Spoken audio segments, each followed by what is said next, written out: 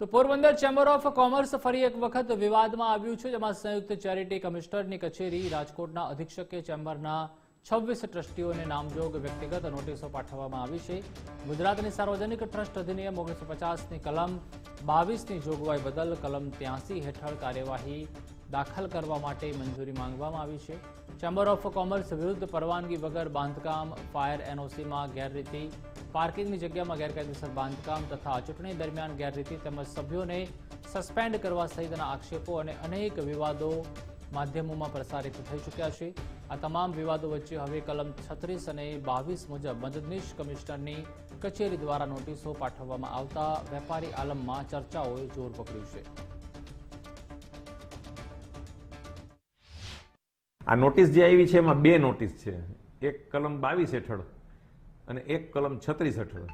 કલમ 22 જે છે એમાં ચેમ્બરના ચૂંટણી કરવી, ચૂંટણી કર્યા પછી એમાં જે ફેરફાર રિપોર્ટ થયા હોય એ 90 દિવસની અંદર જાણ કરવી જોઈએ। દર વર્ષે 31 માર્ચ પહેલા પ્રમુખશ્રીની ચૂંટણી કરવી જ જોઈએ કોઈ પણ સંજોગોમાં, એવું બંધારણમાં જોગવાઈ છે।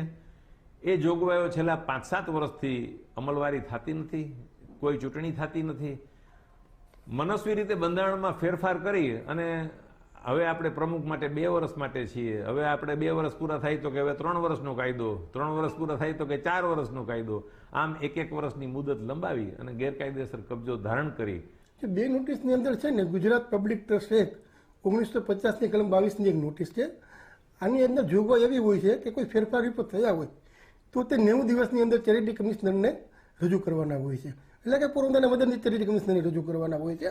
પરંતુ આ લોકોએ નિયમિત કોઈ ચૂંટણી કરી નથી, કાયદા મુજબ કે બંધારણ મુજબ ચેમ્બરના વાહિલા નથી અને મનપરાય રીતે ચૂંટણીઓ કરે છે અને ફેરફાર રિપોર્ટ રજૂ ન કરતા હોય।